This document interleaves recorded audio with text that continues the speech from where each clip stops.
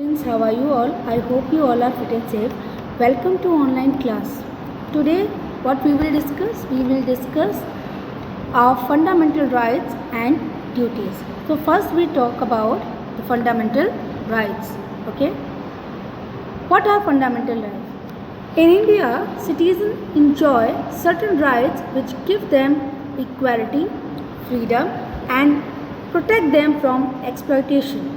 Okay, these rights are called fundamental rights. There are certain rights which are provided by our constitution and by the government of India. These certain rights are called fundamental rights. They include the right to life and various civil, political, economic, social and cultural rights. As the fundamental rights, social, culture and religious are essential for the citizens' well-being. They are guaranteed by the constitution. The government cannot easily change them or take them away. So there are 6 rights basically. So first you have to know what are your rights.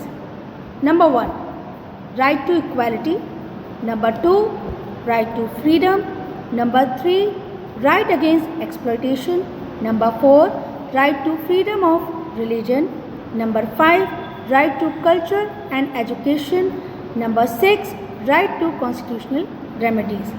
Earlier there was 7 rights. 7th right was right to property, which are abolished now. Now that is not the fundamental right because of certain reasons, because the people were misusing that right. So that's why now there are only 6 rights. Okay, right to equality, freedom against exploitation, freedom of religion, culture and educational rights, and right to constitutional remedies. Now one by one we will understand what are these rights refer to. Okay.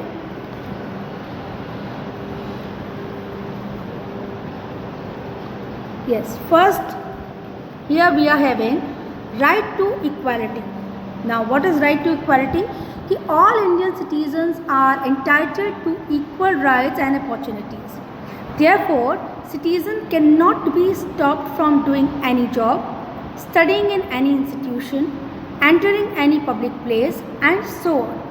Only because they belong to a particular caste, come from a certain region, following a certain religion, they are rich or poor, man or woman, nobody can stop you for doing what is right. Okay, you have right. We, in the eyes of law, in the eyes of government, if any policy is there provided by the government, everybody is equal. Okay, so all Indian citizens enjoy equality before the law. Any citizen who breaks the law is punished equally. It is not there like Hindu is punished of 5 years and Muslim are punished for 2 years. All are punished equally for the same crime. Okay, so civilian titles also like Bharat Ratna, Padma Vibhushan and so on cannot give them any special privileges. Okay, our constitution also made some special provisions for those sections of our population who have been deprived of equality. This has been done to enable section to gradually attain a social and economic status equal to the rest of the society. Okay, so these are called the right to equality. These are considered as right to equality. So equality before the law, equal protection of laws, okay, the absence of any special privileges in favor of any person, the equal subjection of all person to the ordinary law of the land by code. No person is above the law. Everybody is equal in the eyes of law. Okay, so that is called right to equality. Now moving on to the next, which is is right to freedom. So our constitution gives us 6 types of freedom. Number 1, freedom of speech and expression. Number 2, freedom to assemble peacefully and without arms. Okay, without arms you can gather at any place. Okay, freedom to form association and unions like Vaishya Samaj, like student union, like worker union. So you can form and any association and any union. Okay, freedom to move freely throughout the territory of India, from Kashmir to Kanyakumari and from Gujarat to Assam. You can go wherever you want to go, because when we go to foreign we need visa, right?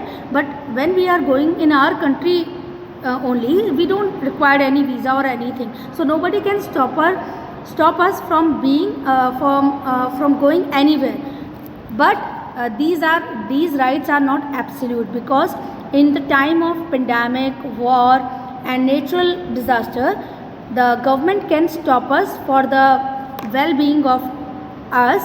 So the government can stop us from going anywhere. Like in corona, you have faced lockdown now, so like that they can stop us from from going anywhere. Otherwise we can move freely wherever we want to go in the Indian territory. Okay, now next is freedom to reside and settle in any part of the territory of India. We can if we want to live in Chennai, we can live in Chennai. We can buy a house in Chennai and we can settle there.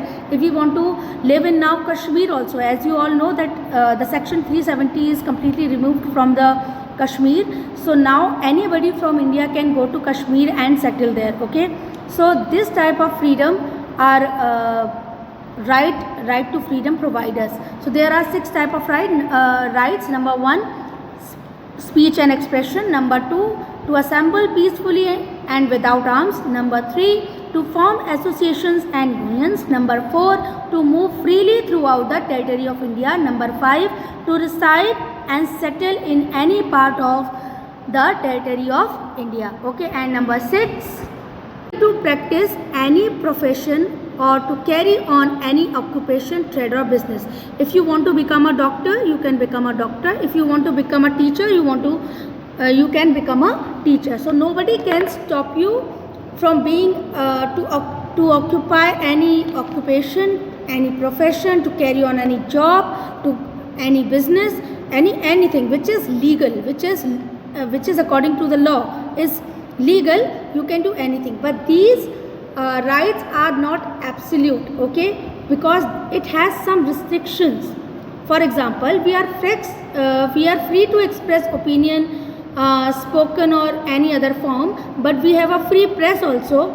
We can even criticize the government also, but we cannot criticize anyone without reason. Okay, we are free to settle in any part of India, but there are restrictions on settling in some sensitive areas. Okay, like border areas or some state are there which are sensitive. Okay, now next, we are free to carry any business, but a law may put reasonable restrictions on it in the interest of general public.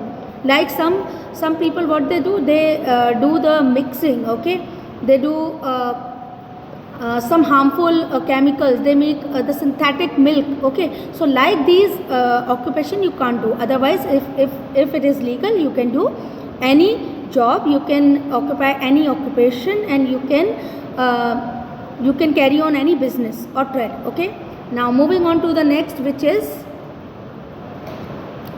right against exploitation.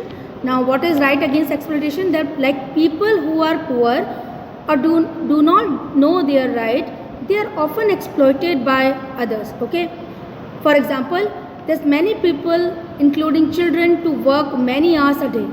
Okay, earlier there was a lot of children who were working out.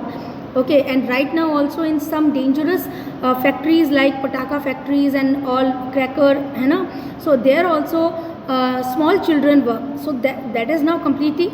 Some forms of exploitation have been declared illegal, like begari, like bandhua mazduri, like bonded labor, like child labor. So these are completely illegal in India.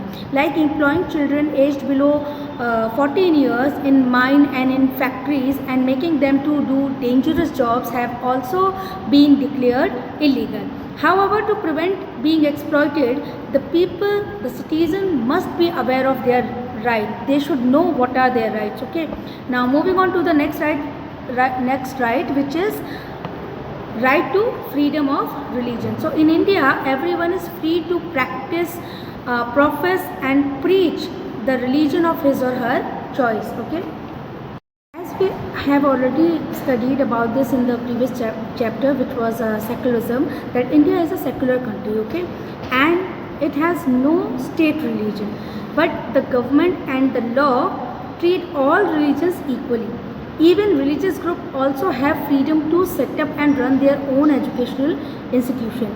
We can preach, practice, or follow any religion, okay. The one can change also his or her religion of her choice, okay, of his or her choice, and we can follow any religion, we can practice any religion, we can praise any religion, that is of completely our choice, okay. So this is our right to freedom of religion. Now moving on to the next right, which is cultural and educational rights, okay. So in India, all cultural groups have the freedom to preserve and promote their languages, their traditions. Every cultural group has the right to set up and maintain its own educational institution, okay. Like we have Gurukul in Mathura, and we have certain madrasa which educate children of their religious teaching, and like culture, like a few days ago we have celebrated the Janmashtami, okay. So in Mathura, the custom, the tradition, the Braj songs, okay, the songs in Braj language are very famous. So it is our choice, it is our right to preserve our language, our culture. So that is the part of our right, okay. And then coming to the educational rights, so as we all know that children aged between 6 to 14 years have right to get free and primary education, and it is compulsory to give them such a education according to law made by the government, okay. So to promote various cultural and educational activities, government spends some of its funds to organize cultural program and to form some policies related to education. So these are called cultural and educational right. Now moving on to the next is right to constitutional remedies. Now the fundamental rights are justiciable. Now the rights of constitutional remedies enables a citizen whose fundamental rights have been violated, okay.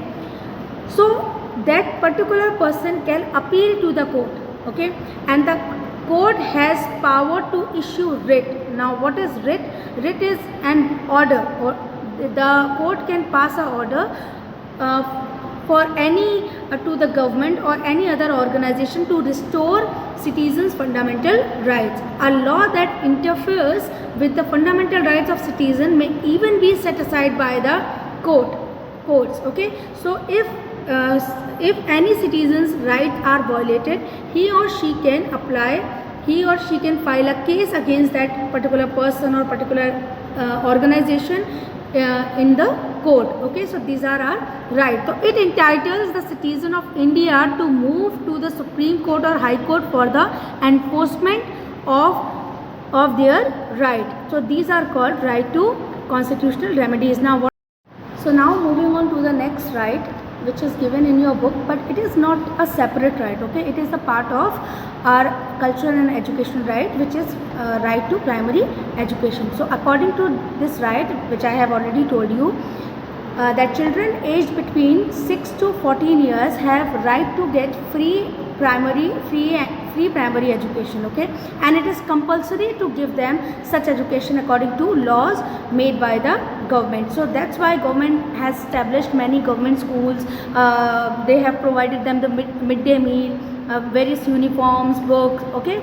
So you must have seen government schools in your nearby your locality. So these are the part of right to primary education. Now moving on to the last and the final heading of the chapter, which is fundamental duties. So when citizens are given rights, it becomes the duty of citizens to exercise the right responsibly, okay. For example, if citizens have right to criticize the government if it fails to give them electricity, clean water and clean road and so on, so it is also the duty of citizen not to waste electricity, okay, not to waste water, not to throw garbage on the road, okay. So the Indian Constitution not only gives the right to the citizen but also mentions some fundamental duties that a citizen is expected to do for the nation.